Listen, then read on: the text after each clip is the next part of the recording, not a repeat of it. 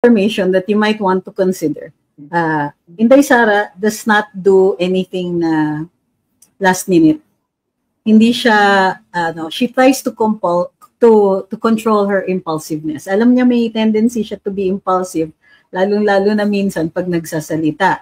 Parang PRD yan na namamana yan eh. Pero, when she undertakes something, at alam niyang padating, she plans. So, yung mga including support structures. So, what I'm seeing here now is VP Inday doing her own empire building in preparation for 2028. She needs certain people. Hindi pwedeng yung papasok ka sa laban, wala ka namang bala. So, the Villars are bala providers. Now, the issue of Prime Water is a sore point. But here's the thing. If they become part of Inday Sara's administration, she gets to control them. Iba na ang usapan yan. Pag presidente na siya, presidente na siya. And everybody else will be subject to her mandate, including Prime Water. So, in other words, it's a honey trap. Uy, tulungan mo naman ako. So, tutulungan siya because they all are interested in her becoming president. Once she becomes president, she has the power to make that decision. Will she firm up the support for water? Hihigpitan ba ang regulatory dito? What are we going to do about this? At presidente na siya. Ako sure, pero I think she has not written or even talked about Camille Villar, all the good things about Camille Villar, but I am talking about Camille Villar. Okay. You see, because yung point ko, iba yung point ko sa kay Joey. Alam ni Joey yung problem sa Prime Water and everything. I have no idea about the Prime Water. What I knew about is the tactical alliance that we can create with the Villars in the upcoming elections, presidential elections 2028. So, yung mga arguments ko sa mga sinulat ko, like in 2016, 'di ba, nag-zero ng field sa presidency ang party ni Manny Villar because they are in full support of Duterte. So, sabi ko, so if there's a way for us to have a tactical alliance with the Villars, it would be easier kasi ngayon, 'di ba, halos nabayaran na. 'Di ba ngayon halos kakampi na ng sa kabila. Na biglang naglakas si MD na lahat, nawala na yung mga taga PDP, may taga PDP pa, known PDP, members na lumipat kasi nga lakas si MD ganyan. So what if we ally with Villars? Alam ko na sa alyansa nga, kaya tinawag lang alyansa kasi nandun yung party mates ni Villar, yung NP sila, di ba? Nationalista Party. Pero ang point ko nga, the fact na VP Sara endorsed Camille means to say that there are conversations we ordinary people, we dissenters did not hear. And there are negotiations that are not meant for public consumption. So yan yung sinasabi ko sa kanila. So yun, dapat intindihin natin na kung i-compare natin how ang deal when it comes to PRRD and to VP Sara, this is only my opinion ha. I mean it's not to impose my opinion to all of you sa mga nakikinig, nanonood sa atin. Ang sa akin kasi I love the father. I love Tatay Digong. But now, I think we should be protecting more VP Sara because siya yung nasa linya eh. PRRD, for example, after the ICC case, wala na, okay na. Sa Davao, for sure, panalo siya kung hindi dadayain. Walang problem. Yun lang, yung mga political harassments na lang yung harapin niya. But with VP Sara, impeachment case, disbarment case, cases filed in the, petitions filed against her in the Supreme Court. So sabi ko, alam ni VP Sara yung ginagawa niya. She knows how to navigate her political career. So we should trust her now more than ever.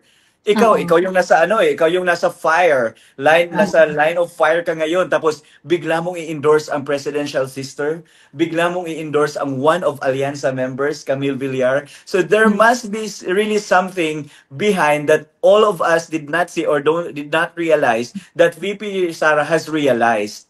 So yan yung point ko. That's why I'm talking about Camille and Aimee. And ako isa sa mga pinaka I do not like Camille Villar kasi nga dahil nga dun sa prime water. pero ang tawag dito, I understand that the Villars have machinery. They Okay, have wait. machinery. This And- might be important in the discussion. In 2022, Cynthia Villar supported VP Inday. As in, she supported part of the yung campaign logistics and all that. The Villars were a significant portion of that. So, Also, and yun yung in sandali lang ha. In 2016 until 2022, hanggang tumakbo ng Senator si Mark Villar, gamit niya the Dutertes. si So, Mark. dapat na-realize na yan ng mga tao ngayon. Go, Joey. Yeah, I think yun nga, no, kumbaga parang ang ano dyan, this is Inday pushing back eh. Ito yung Inday na sumisipa. Kasi di ba yung dati nga nababad trip kayo kay Inday kasi parang feeling ng mga tao ang arbitrary ni Inday, parang hindi naman niya gustong magpresidente and things like that, ganyan. But now it's a different it's a different scenario altogether. Sumisipa si Inday. Lahat ng mga nang-api sa kanya, iniisa-isa niya, pinupuntahan niya. I mean, dumidiskarte si Inday. Siya yung nakaharap, siya yung nasa frontline, siya yung may pinakamaraming risk na kinakaharap. Okay? And therefore, I am going to give that space for her para dumiskarte in order to be successful kung ano yung goal niya. So kaya nga sabi ko ako, hindi ko feel si Camille, pero kasi nakikita si Inday na value eh. Meron siyang So I'm giving her that space. I'm giving her that space na mag-isip. I'm giving her that space na dumiskarte. At saka, kasi ang pamantayan ko talaga sa buhay is that when you are going to stand by something, maniniwala yung sincerity, kasi hindi naman natin talaga malalaman kung gaano ka-sincere ang isang tao eh. Tama. Kaya yung parang yung mga etos-etos na yung mga etos-etos, sorry ha, this is one thing na yung kinikriticize ko din dun sa mga nagko-comment na hindi naman yan sincere si Amy, hindi naman yan sincere si ganito, hindi naman you do not know for sure. We will never know who's sincere and who's not sincere. Okay? So parang tigil-tigilan natin yung illusion natin na kaya nyong i-determine ang isang tao whether sincere siya o hindi. You can't. Yes. Okay? But what we can see, wait lang Tia. But what we can see and what is visible to the naked eye are the risk a person is taking whenever they take a stand. Because yun yung direct equivalence ng sincerity niya. Gaano kalaki yung risk na pinapasok ng isang tao sa isang bagay na pinaninindigan niya. Kasi kung gaano kalaki yung risk na susuungin niya, ibig sabihin, ganun siya ka-sincere doon sa stand na yun. Tama. Sorry, go Attorney Trixie. Another information that you might want to consider. Inday Sara does not do anything na last minute. Hindi siya she tries to control her impulsiveness. Alam niya may tendency siya to be impulsive, lalong-lalo na minsan pag nagsasalita. Parang PRD yan na namamana yan eh. Pero when she undertakes something at alam niyang padating, she plans. So yung mga including support structures. So what I'm seeing here now is VP Inday doing her own empire building. In preparation for 2028. She needs certain people. Hindi pwedeng yung papasok ka sa laban, wala ka namang bala. So, the Villars are bala providers. One of them. I'm not saying they're the only ones. Now, the issue of Prime Water is a sore point. But here's the thing. If they become part of Inday Sara's administration, she gets to control them. Iba na ang usapan yan. Pag presidente na siya, presidente na siya. And everybody else will be subject to her mandate, including Prime Water. So, in other words, it's a honey trap. Uy, tulungan mo naman ako. So, tutulungan siya because they all are interested in her becoming president. Once she becomes president, she has the power to make that decision. Will she firm up the support for water? Hihigpitan ba ang regulatory dito? What are we going to do about this? At presidente na siya. So in other words, that's not an equal power structure. She's on top. She gets to say. Diba? Whatever na gustuhin nila, wala naman silang choice kung di sumunod eh. Even kunwari, maintaining public office, if you are president, you're president like VP Inday with a mass base like what we have now, what she has now, I think that she'll be able to pretty much dictate the same way her father did. So may lamang lang si PRD talaga ng konti kasi nga he knew exactly from day one that he was up against the ingrained people. So para sa akin, she's planning for that, beyond that. Ngayon, kailangan mo yung tao eh. This is politics. You negotiate. Right now, siya nga yung mas dehado kasi may nasa posisyon yung mga kinakausap niya. Pero she asked them na tumaya sa kanya. Remember, hindi rin naman, isa sa possibly na pinag-usapan nila, hindi naman umalis si Camille sa alyansa eh. Hindi ni-require. Kaya lang kung tinatanong, umalis na ba si Camille sa alyansa? Hindi ni-require ni Inday for her endorsement. Think about that. This was something she could have asked for, hindi niya hiningi. Pero hindi niya hiningi. So, that is correct. Tapos, I'd like to add on the points of Joey earlier when she talked about sincerity. Kasi, okay, let's, balik muna tayo, flashback muna tayo. In the previous elections, Tingog party list is actually a nobody. They are not known. They are unpopular. Just like the other party list groups ngayon na tumatakbo, unknown talaga sila. Who made them known? VP Sara. This is precisely because they thought Martin Romualdez is sincere in terms of his support and his trust with the Dutertes. Only to find out that when he is in power now, he turns his back to the very people who helped him out win, who helped the Tingog party list win. So yan yung point ko na sa politics talaga, yung question about sincerity is parang nasa, lang siya, parang minute, tiny aspect of the entire conversation. Secondly, the Marino party list. Sunod-sunuran before eh. Grabe. Kung maka-aslik sa mga Duterte tayo, ganyan-ganyan. Diba? Ano, ako Bicol kaya? Yan din sila. So yan yung mga ginagawa nila lahat. So OFW party list. Yan. Yes, tama. Because nakikiride sila because the father, PRRD, really took serious the welfare of the OFWs. So grabe, nakikiride sila. Ganito, si Tatay Digong, ganito. Tapos nag-sign sa impeachment ni VP Sara. Ito yung point ko na sa political conversation, yung sincerity is parang least consideration yan.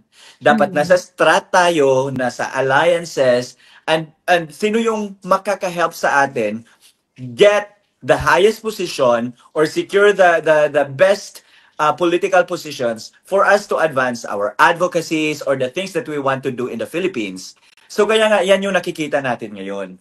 So, mahirap eh. Tama yun kanina na VP is really in the line of fire. Hindi lang isang congressman ang uma-attack sa kanya. Halos lahat ng congress. Imagine there are 200 plus congressmen against one vice president. A woman, a duly elected vice president of the 32 million Filipino people. Walang nag-file ng... Tatay. Ano daw? They took out PRD pa. Kumbaga, yung support structure ni VP Inday has suffered a major blow kasi nasa Hague si PRD. Tama. So, ito dapat yung naintindihan ng mga readers natin, o yung mga followers natin, or yung mga people who have always been supportive of the Dutertes. Kasi nga, tayo dito, for example, Joey has a different take on that matter. Attorney Trixie also has a different viewpoint on that case. Ako din, iba din. Because hindi kami nag-uusap on a daily basis.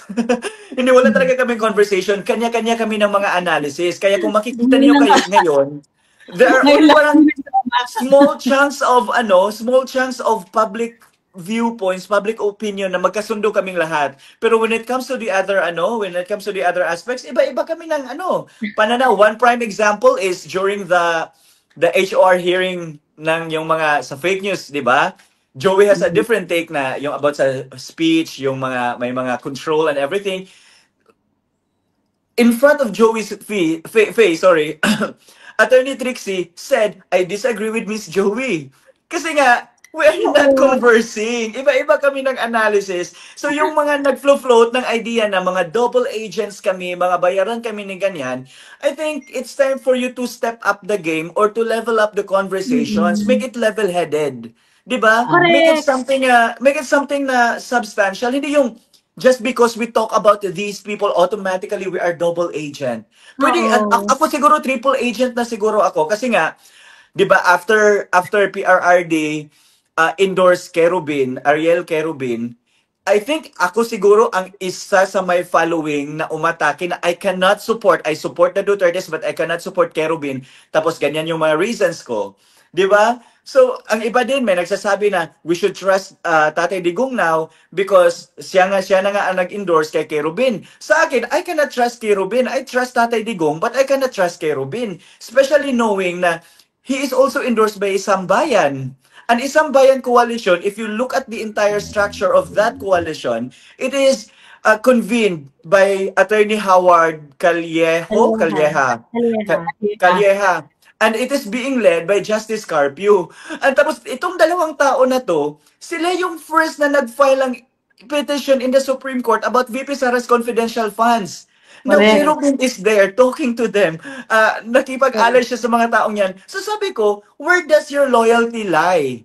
Diba? Is it because you had previous conversations with PRRD or now that VP Sara is under attack? So, sa akin kasi, diba, natatawa lang ako. That's why sometimes, kailangan talagang inalabas natin. I want us to examine yung mga sinasabi ng iba. Halimbawa, I don't trust Amy. Okay lang, sa akin, of course. Nobody's asking you to trust them. Bakit? Bibigay ba natin yung mga anak natin para erase ni Amy? Hindi naman. Couldn't trust her with my dog. But I do trust Inday. I trust her. I want her to become the president. And when we make her president, we will also have to trust her decisions. Kasi pag nilagay natin dyan, with the full knowledge na pag nilagay natin dyan, she will be allied with certain people. Eh kung ngayon pa lang, hindi natin kakayanin yung empire building na ginagawa ni, not empire, she's building the infrastructure for her presidential bid in 2028. So that will entail a lot of sleeping with the enemy or type scenarios. She will be talking to people we don't like, but she's going to be using those people against the enemy. And para sa akin, kung siya yung general natin, sige, let's say that PRD is our leader, Hail PRD. Tapos si VP Inday is his general.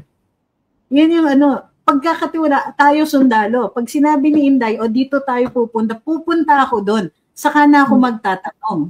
Pero, dahil naman talaga, but elections is not a matter of a command vote, titingnan ko, ano yung logic ng mga decision niya. Why Camille?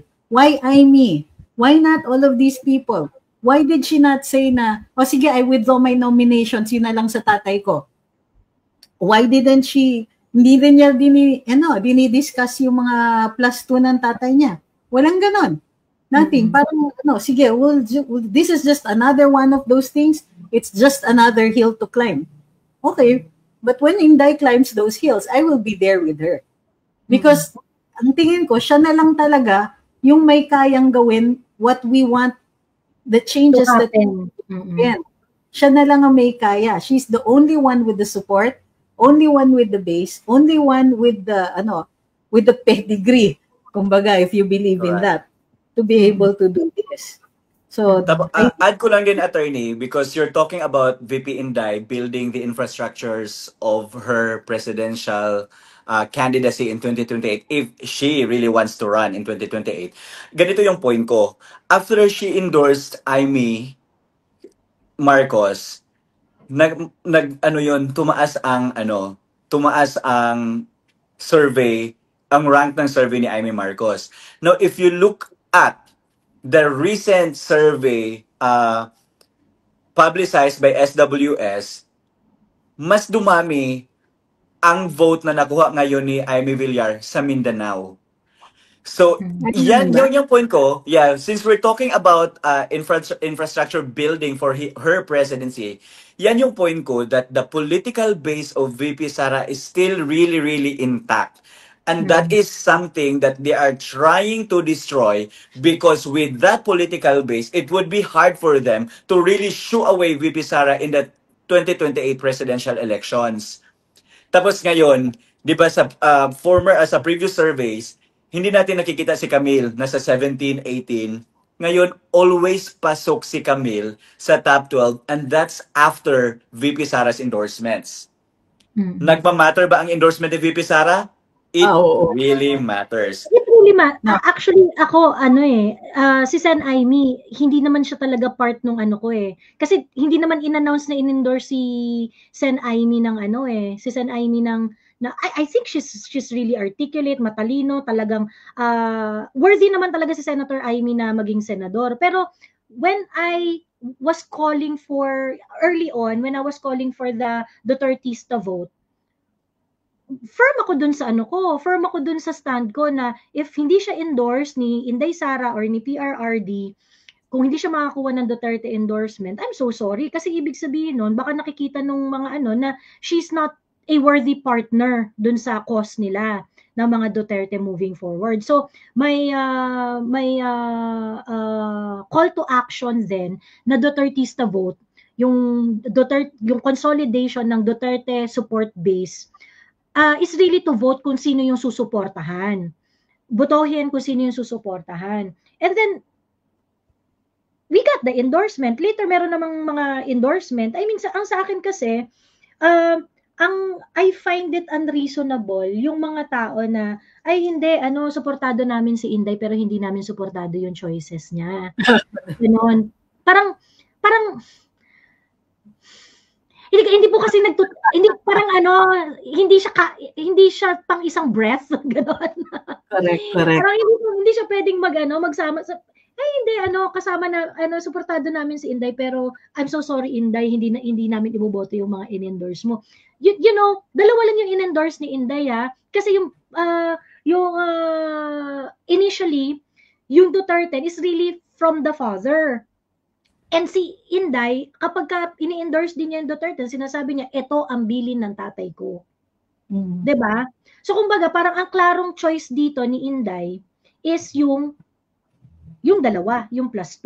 So, kaya nga sabi ko, nung nag-endorse si Inday, which I thought she will not do.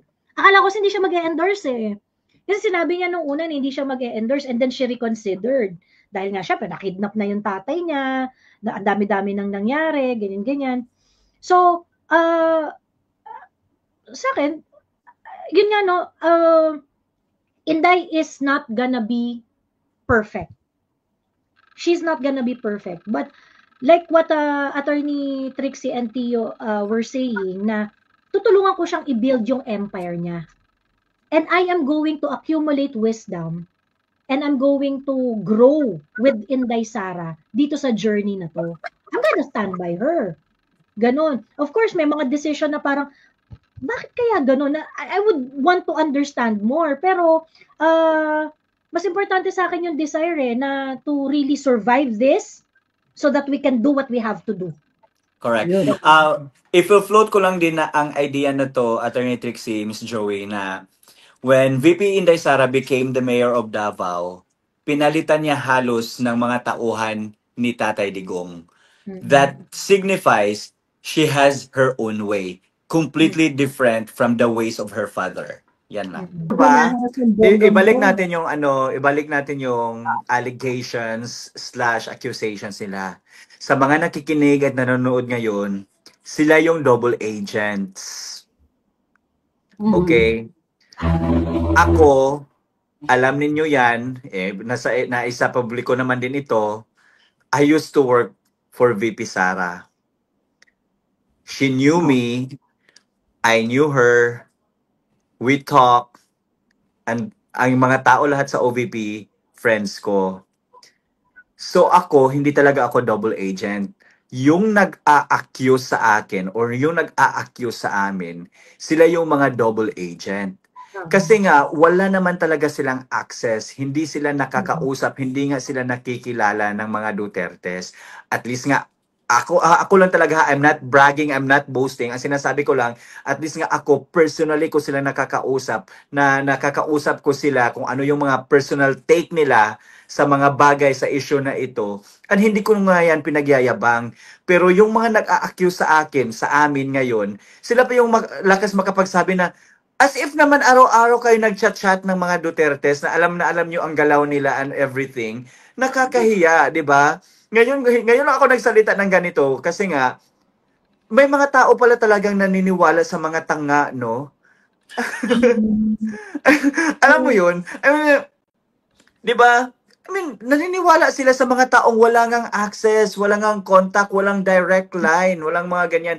Yan yung pinaniniwalaan nila. Nakakahiya naman talaga. Hintayin nyo, makakuha lang ako ng visa, magla-live talaga ako sa dahig. Sama kayo, Attorney Trix, Joey? Let's go! Kukuha ako ng visa. Baka may mga agent tayong followers dyan. Kunan nyo ako ng visa. Ito naman talaga tayo sa ano. Ano ko na to yung itong double agent na to. Nung una, kasi ako yung pinakamaliit ang platform sa sa amin ditong tatlo ngayon. Ako yung pinakamaliit yung platform. Ako yung wala pa yata ako sa 1/4 ni Tio at saka ni Atty. Trix anyway, pero nagtataka ako, parang bakit ako laging ina-attack? Bakit ako laging ba't lagi akong parang dinidikdik dyan sa double agent? So, no, it started as parinig, ganyan. And then, lumalabas yung pangalan ko. Sa totoo lang, at first, I do not really care. Ano ba naman, ba't ko naman pag-aaksaya ng panahon yan? Ba't ko naman pag-aaksaya ng panahon yung mga double agent. After all, hindi naman nila pinapangalanan ng direkta. Okay, but dito na nag-start yung pagiging asshole. Kasi people are naming kung sino yung mga iniisip nilang double agent. And since hindi ako nagre-react for the longest time, naging part na to naging part na to ng parang usap-usapan ng mga hash ganyan na hindi naman kino-correct ng perpetrator ng double agent na yon na nagpapanggap na Duterte supporter. Hindi kasama yan. Hindi totoong yan, ganyan. Although ginawa niya yung kay Tio. Di ba? Sabi, hindi ka raw yung double agent. Who are we referring to ba? Walang sinabing name. Hindi, ang pinipertain ko dito ay yung mga accounts ba na nagko-comment sa comment section ko na yan, double agent. Dalawang content creator na nagpapanggap na Duterte supporter. So, natukoy ko. Ang lang dyan, correct. Hindi, sa akin, simple lang yan the stand is, huwag tayong maglokohan. Yung pagpapanggap is clearly pagpapanggap.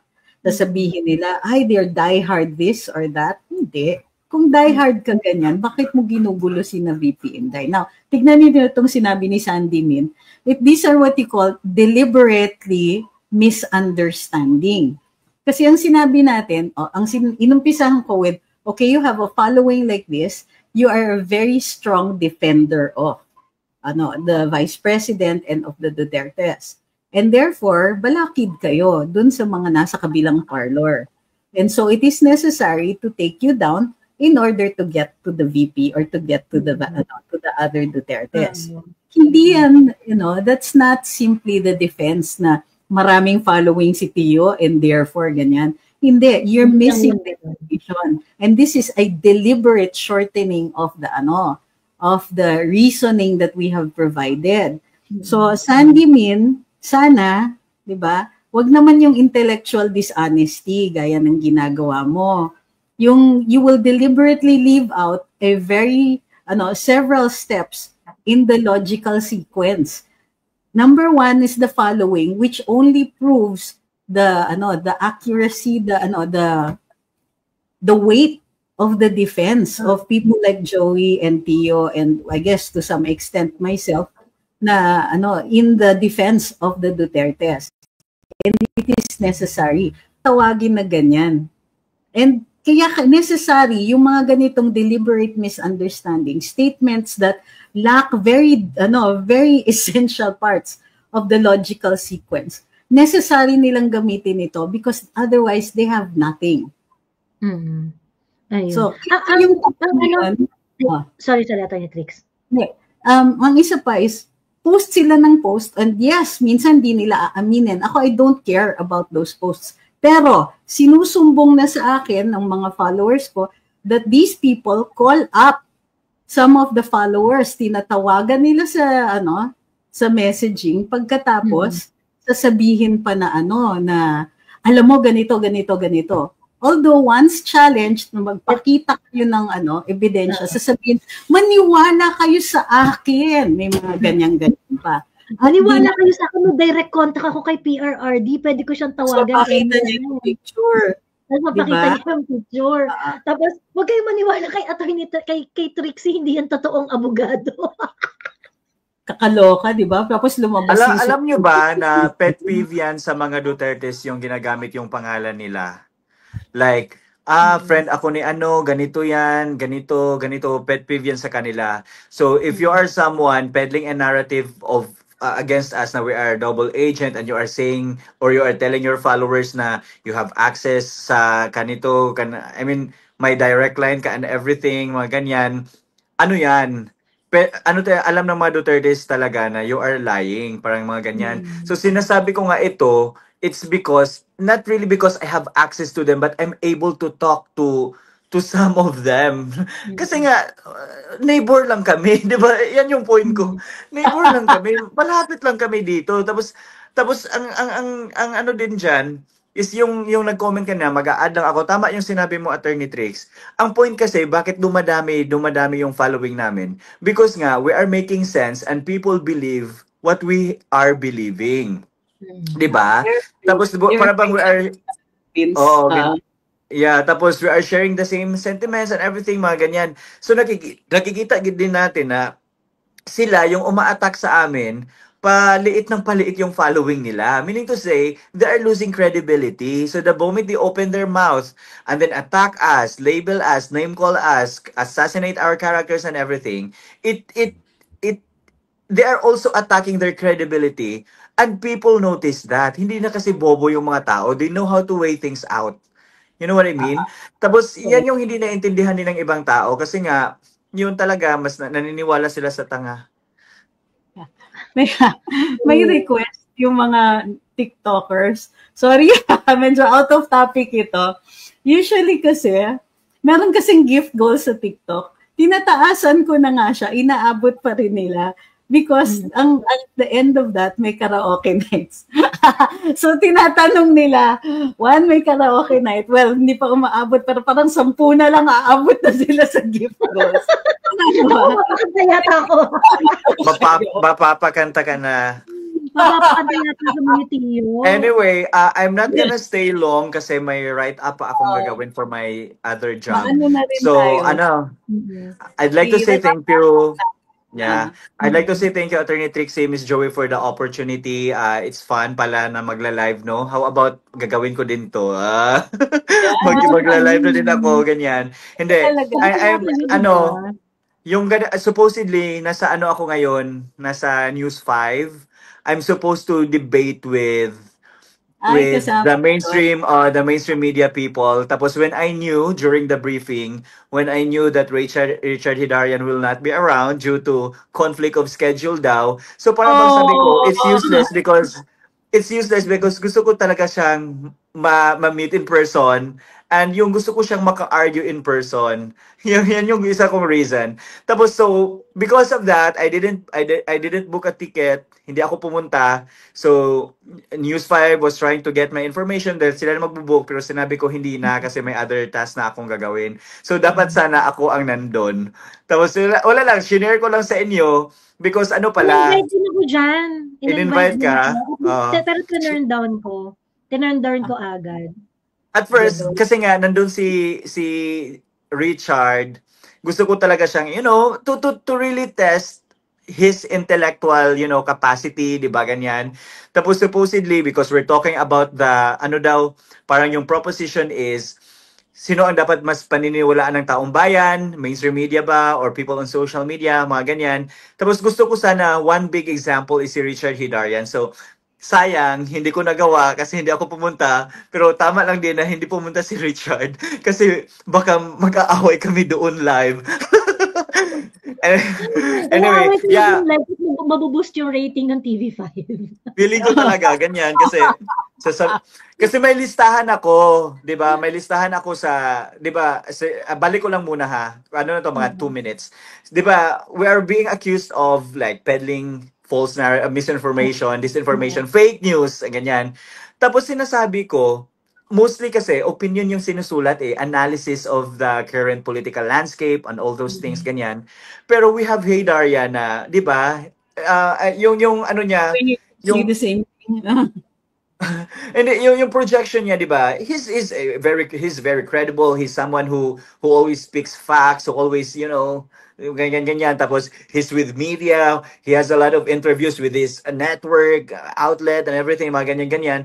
Tapos may listahan na kasi ako. Ako kasi nag-o-observe lang. May listahan ako sa lahat ng mga sinasabi niya na hindi mga natuloy. Tapos easy lang. Sabi ko, okay, fake news pala now, ito, fake news din ba ito? Ganyan sana yung parang setup na gusto kong mangyari during the debates.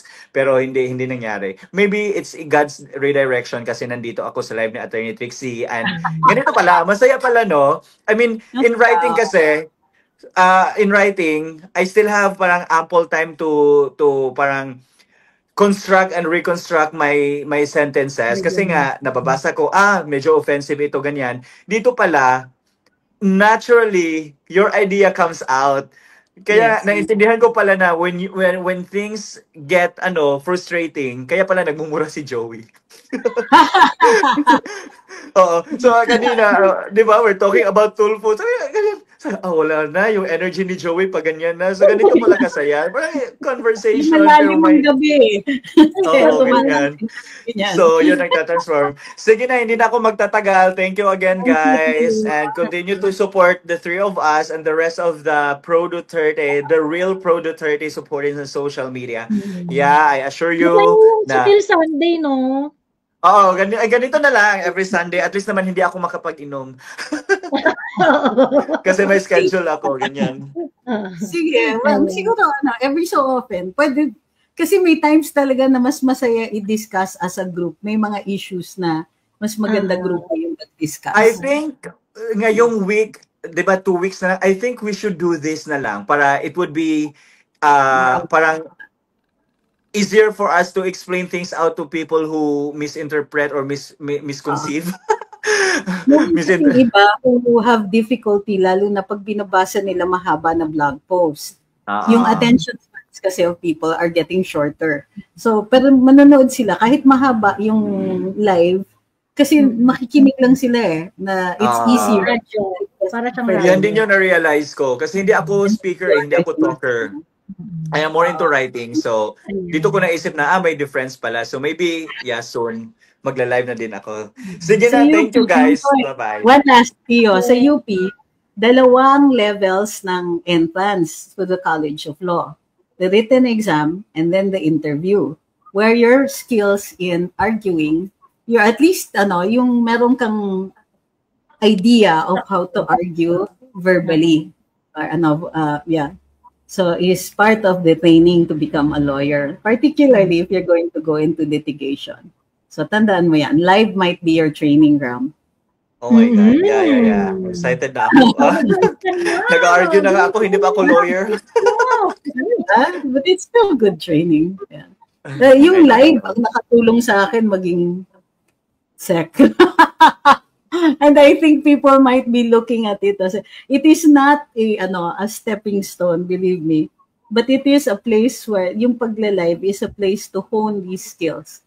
It's actually really, I realized that Si Sats, oo nga, iyayain natin next time. I realized that kasi nga you run out of words pala talaga when you speak. Tapos lalo na yung yung mga ideas mo pumapasok, parang difficult for you to organize it and let it come out from your mouth na maintindihan ng iba. So it's kaya pala, pero good thing sa inyo, especially kay Joey, kaya mo, no? Na madaldal kasi ako makipagpuyatan ka, tapos you're alone, you're talking about a lot of things, you're reading a comment, tapos nawala naman, you go back to the topic again. Hindi ko pa yan kaya. So maybe soon, kayanin ko yan. Teka, may address lang akong comment kasi sabi dito, Attorney Trixie and Tio, you're always been here long before. Si Joey kailan lang sumulpot at pag kinalkal mo history niya sa social media, may putol. Di pinakita kung sino sinuportahan 2022 downwards. You-channel, wag kang tanga. Yung Facebook account ko, created 2023, kaya wala ka talagang makikitang 2022. Ba't ka maghahanap ng 2022? Wala pa naman ako Facebook noon. Wala pa akong Facebook page noon. Hindi pa ako si Juady Viv noon. Totoo yan. Facebook at YouTube, 2023 na lang yan. Yung TikTok mo, yun yung mas maaga. Ayan. O sige, Tio, ayan, bye-bye, Tio. Ayun. Maraming salamat. So, ayun, Joey, kakanta ka? Anong kakantahin natin? Pause kasi ako. Reach na Attorney Trix? 5 na lang. Teka, pa-check. Hindi na reach. Holy cow. Wala. 1 na lang. Isang hand heart na lang. Magababay na ako. Lipat ka sa TikTok. Diyos ko, wala akong ka-practice. Naghahanap sana ako ng kadamay. Hindi ko akalain dapat sa gift goals ngayong araw na ito. Ganon din nangyari kahapon. So, join ka lang kung kakayanin. Yeah. So, thank you very much. And salamat sa lahat ng sumubaybay dito sa ating Facebook, YouTube, at saka Rumble na channels. Sa TikTok po, tuloy pa po tayo. So, mga gustong sumali sa karaoke nights namin, kasi isang gift na lang aabot na sa gift goal. So, you're free to join us. Yung iba ko talaga pinapakanta namin. Hindi naman required, pero ang dami nga nagvo-volunteer. May days talaga na puro volunteers. So para dun sa mga gustong mag karaoke night sa kabila, you're welcome to join us. Okay, ito si Noel pakantahin mo, Attorney Trix. Ayan si Noel sa TikTok. Ayan. Ay, oo. Ang galing kumanta yan. Sir Noel? Oo. Ayun na, umabot na ng gift goals. Punta na tayo sa TikTok. Bye. So, punta na sa TikTok. Good night, everybody, dito sa Facebook, YouTube, and Rumble. See you tomorrow. Good night. Ang saya, di ba? Well, we're lucky to get a close-up view of this one. The other thing that needs to be discussed also is in yung endorsement ng dalawa ni PRD. So, parang kami ni Joey niyan both for Sir Greg at saka si Colonel Ariel Kerubin.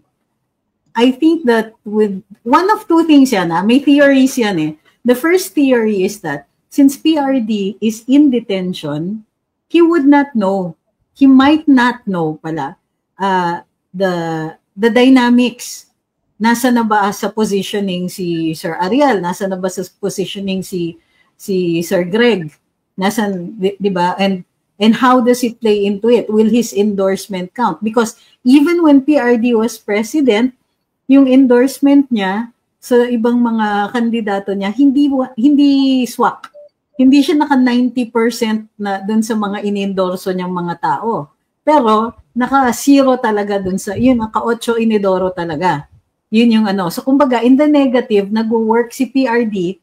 In the positive, in the support, parang hindi. Hindi siya 100%. 100% or 90% ang trust and approval natin kay PRD, but not always on his choices. Yan ang napansin namin even before pa. Even nung kunwari, when he was during the run-up to the presidential elections of 2022, yung mga pinopropose niya ng mga pangalan, medyo mababaw yung bangko ni PRD at the time, SBG, si Senator Bato, hindi nag-resonate sa mga tao. So he was forced to withdraw those names and eventually agree na lang by supporting eventually he eventually supported Inday. It's not true na hindi niya sinuportahan si Inday. Sinuportahan niya yung vice presidential bid ni Inday.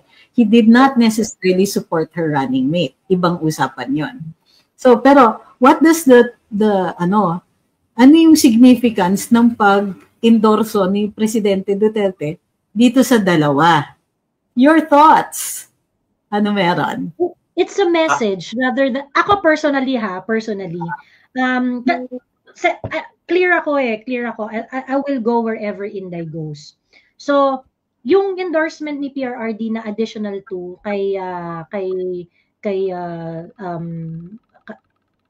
former Senator Gringo Honasan at saka kay retired General Kerubin. Yung endorsement niya doon, Colonel Kerubin. Sorry. Ano ang tawag dito? I think it's more of a message rather than kasi meron akong doon, meron akong parang mga gustong important yung reiteration. Di ba nung sinabi,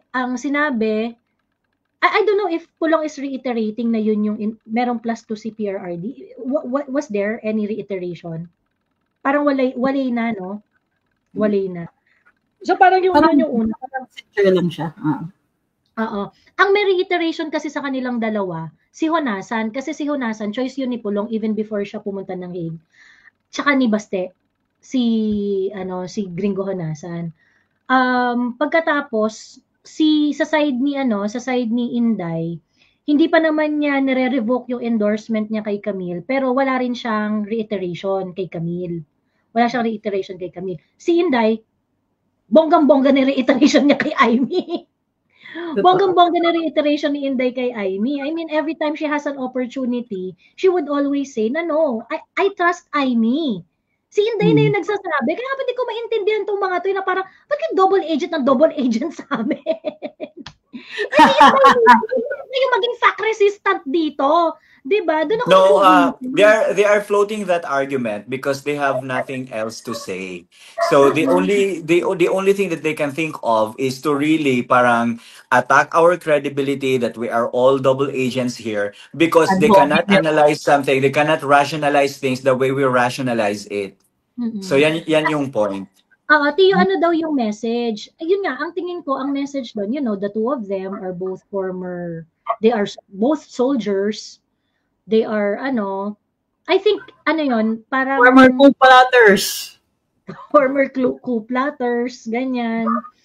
I mean, actually, sumulat na ako niyan. I was trying to decode all the messages that I'm getting from the endorsement of VP and PRRD. And yan yung first na analysis ko na, if we look at the background of these two people, they have actively participated in the previous coup attempts sa mga former presidents natin.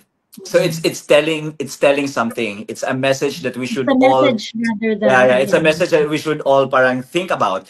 Pero ang sa akin din naman is I'm from the academia. I'm a teacher by profession and I really believe in the science of statistics if used fairly. Science of surveys pala if used fairly.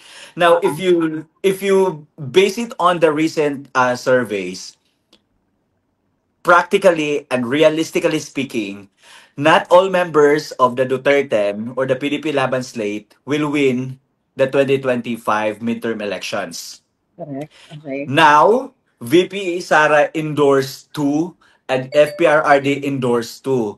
Now, if by God's grace, if these 4 people will win, they will be a very good addition to the people under or the members of PDP Laban Slate who are going to win the 2025 midterm elections. So it's more on the number game because if titingnan din natin, there are two from the opposite the fake opposition ang ano talaga ang ginagawa yung lahat ng kaplastikan nila just to be part of the Magic 12. So nakikita naman natin ngayon yung mga efforts ni Kiko Pangilinan na, oh, look, the dagat. Wow, dagat. O, di ba? Yung mga ganyan, mga galawan na very haduken, yung mga galawang pambobo, yan yung mga nakikita natin ngayon para lang pag-usapan sila at pumasok sa top 12. Now, after PRRD's endorsement, kay Kerubin and kay Hunasan, sino yung pinag-uusapan ng taong bayan? These 2 people. So if pinag-uusapan ito, they are more visible now sa social media and even outside social media, there is a big possibility that they will win. Parang ganyan. So yan yung nakikita ko sa endorsement ni Tatay Digong. Aside from the message that we are getting from that. Speaking of science, yung science of survey, ako nga, ang sinasabi ko ay, I'm always coming from consolidation, making our voice, the formidable voice in this democracy, and we have to aim for high impact vote. Yun talaga, hindi natin afford ganyan yung parang, ay, boboto ko to kasi magaling to, matalino to, pero nasa pinakatulo siya ng survey. Kasi sa totoo lang, walang impact yung boto mo. Whether you like it or not, we are very, very late in the game. 2 weeks na lang mag-e-election na. So, I'm so sorry, pero yung mga pinipitch sa akin ng mga kandidato na ito maganda to kasi ganito yung yeah, I agree and I think that person is really good, but it's not just winnable. It's not just winnable. So, we also have to think about, sabi ko nga, we have to be really, really cold-blooded. We really have to be, what we have to prioritize is high impact voting. Hindi yung emotions nyo yung bida. I'm so sorry to break this to all of you. Pero hindi yung emotions nyo ang bida. Hindi yung emotions nyo ang bida. Tawag dito, kilala nyo naman ako eh. Ano talaga, kay gulpe de sustansya talaga ako eh. Diretso ako. I mean, I am saying this because I want you to realize as early as possible that what we are doing right now is high impact voting. Kung ano yung voting behavior na pwede natin gawin para yun yung pinakamalaki ang impact for this election, let's do it. Bago tayo magpatuloy, acknowledge ko lang ha, nanonood kanina si Miss MJ Kiambao at saka andito si Miss Cathy Pinag. Hi. Hi, Ate Cathy. Hello. Si 37. so Attorney Trix, address ko lang to. Winnable nga, traidor naman. Sino yung traidor? Just for red. Okay, last lang na reaction ko to sa mga ganitong ha. Winnable nga, traidor naman. Sino yung traidor na nire-refer natin dyan? I assume you are referring to Amy Marcos. Yung ba? Yun ba traidor? Ayan, winnable nga, traidor naman. Okay. Can you please tell us, ito yung sinasabi ko ha, kapag ginampak natin yung mga ganitong statement, winnable nga pero binudol naman tayo, winnable nga pero saan exactly yung basihan ng budol, ano exactly yung basihan ng traiduran? Kasi, so waiting to get transfer. I am 90% this is based on conjecture and speculation. Kung may traidor man si Martin. So, diba? Saan kaya yung baka naman traidor to the Marcos family. Kasi maka-Duterte siya. Correct. Tapos, yun lang ang sinusuportahan. Additional input lang kay Amy. Kasi I was studying her ba, tapos yung kay Lisa na mga post, hindi ko talaga nakikita si Aimee sa mga post ni Lisa na yung Sunday with the family. Wala talaga si Aimee. Zero. No, no attendance at all. So, yun ang sinasabi ko. So, baka nga, tama si Attorney Trixie na ang Trinidor talaga ay ang Marcos family dahil pro Duterte siya. Alam niyo ba yun? 2022 pa lang, hindi siya pinapapasok sa Malacanang. I heard about personal knowledge. Personal knowledge. Ko yan. Nagwala yan si Sen Aimee. Kasi yung December na, yung Christmas ng, kasi may pagka-slave driver daw yan si Sen Aimee. Sorry, Sen Aimee. Ginangarag niya yung staff niya ng, December 2022. Ginangarag niya ng bonggang-bongga yung mga staff niya. Kasi, tinrabaho daw ng mga lawyer staff niya yung release ng mga, yung mga nakakulong na 75 years old pataas. So ngayon, di syempre, inayos nila yung papel, ganyan. Halos hindi raw nag-Christmas break yung mga, this was, parang, ito yung mga, mga kwento ng mga tutubing kalabaw. Alala ko na. Oo. Ngayon, syempre, parang si Bakla, parang ang feeling niya, parang, ay, ito ang regalo ko, may smusyon, ganyan. Ito ang regalo ko sa mga PDLs, ganyan, na makaka-release. So parang, hoping na before ng New Year, December 31, kasi di ba usually December 31, Attorney Trix nire-release yung mga yung mga paglaya-laya ng mga ganyan. Supposedly ganon. Hindi natuloy. Kasi hindi napirmahan yung mga release order. Tapos, parang sabi, Valentine's daw. Ni BBM, ng kapatid. Okay. Nung kapatid, hindi raw na-release, ganyan. Pagkatapos parang naging February siya, parang gawin natin sa Valentine's Day, ganyan. Pagkatapos dumating ang February, hindi pa rin napirmahan. Pagkatapos, I think parang March na ang ginawa nito nila, di ba ex-senadora rin si Sen Aimee, yung gusto niya yung may mga coverage din na. Parang meron pang kumbaga parang meron pang mga hinire daw na mga tao na i-document yung pag-meet ng mga people in detention, yung mga person yung mga taong nakakulong, tapos mamimit nila yung family nila, kalalaya na kasi majonda na nga eh. So mamimit sila ganyan. So meron pang supposedly magko-cover ng ganun. Dumating yung March. So yung March, parang ang feeling ng opisina ni Sen Aimee, lalabas na yung mga nakakulong. Yung okay na yung release order. Kasi parang ilang buwan na nag-delay eh. January, February, March, ilang buwan na. So parang by this time, wala nang excuse. Dapat napirmahan na yan. All they need to do is to sign. Kasi nga, kumbaga parang yung legwork na prepare na eh. So vetting na lang ng documents. Ganyan. Hala, pagdating nung araw, parang 7 lang yata yung napirmahan. I think parang close to 100, I forgot, marami yun eh, parang hundreds supposedly yun eh, yung dapat makakalaya na yun. Ang chismis sa kaparangan ay ayaw papirmahan ni Ma'am Shi. Tapos, syempre, parang ang gusto ni Ma'am Shi, mapahiya si Aimee dun sa lakad niya. Ganon. In which, napahiya talaga si Aimee. Napahiya talaga siya doon. Biruin mo, full media coverage. Meron siyang interview yung umiiyak siya.